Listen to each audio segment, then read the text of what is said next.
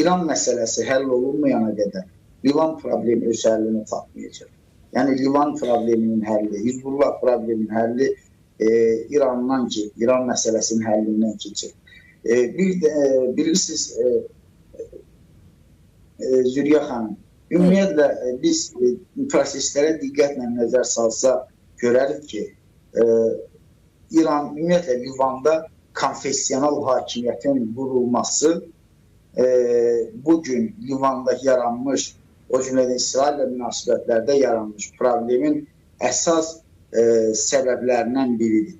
Yəni bu sistem özünü doğrultmadı. Bu sistem özünü doğrultmadı. Ona görə də bugün İranda Livanın hesab edirəm ki, konstitusiyası dəyişməlidir.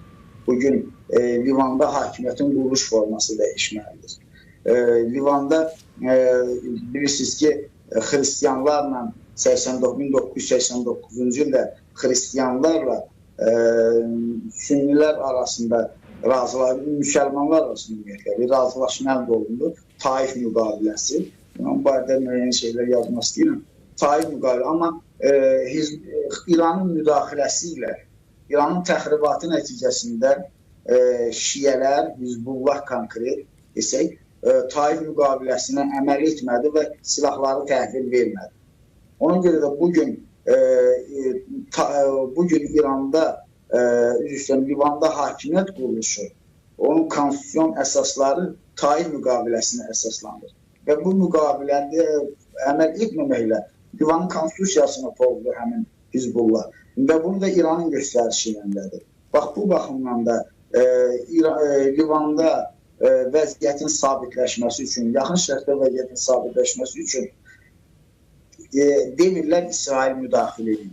İsrailin müdaxilə bəhanəsini əlindən almaq üçün ilk növbədə İran problemi həll olunmalıdır. İlk növbədə Livanın konstitusiyası dəyişməlidir. Və hakimiyyətin yeni qurulması üçün yeni model tapılmalıdır ki, bütün qüvvələr deməli həm maraqları təmin olunsun bərabər şəkildə, həm də ki Livanda silahlı qüvvələr hakimiyyətdə təmsil olunmasın və bu konstitusiya ilə qadağan olunmalıdır.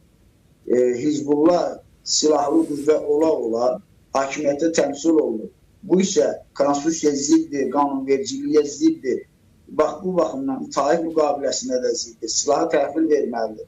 Ona görə düşünürəm ki, birinci, əgər İran məsələsi həll olunmasa, bu mümkün olmayacaq. Bu söhbəti mən niyə gətirdim? Ona görə ki, İran manipulyasiya edir. Yəni, çıxışımın əvvəlində dedim. İran Livan məsələsindən, Livan mövzusundan istifadə edərək manipulyasiya edir. Yaxud Hörmüz boğazını öz ərazisi hesab edir. Deyir ki, biz deyil, məsələn, İran Xarici Nazirliyinin sözcüsü İsmail Bəqai deyir ki, biz deyil, Hörmüz boğazını bağlamamışlar. Sadəcə olaraq öz ərazimizdən keçən gəmilərdən və tankerlərdən biz rüsum tələb edirik. Bilirsiniz, bu deməkdir ki, Hörmüz boğazını tamamı, Hörmüz boğazının bölgüsünə görə bir hissəsi də Omana düşür, bilirsiniz. Bunlar belə çıxır ki, Omana da Omanın ərazi sularına da iddia edirlər. Bax, bu baxımdan da İran görünür cəzalanmalıdır və İran müəyyən qədər bir sonra bugün kart kimi istifadə etdiyi, o manipulyasiya etdiyi səbəblər əlindən alınmalıdır ki, ondan sonra danışıqlar masasında güzəştə gitsin. Yoxsa belə bir hər hansı formada bugün Hörmüz boğazını bağlamaqla, minalamaqla, yaxud Livanda Hizbullaha ya digər proksi qüvvələrə dəstəyini davam etdirməklə o əlində əlavə təsir vasitələri saxlayır. Bax, bu halda danışıqlarda İranla hər hansı bir konferansiya və ya konsensusa gəlmək mümkün olur.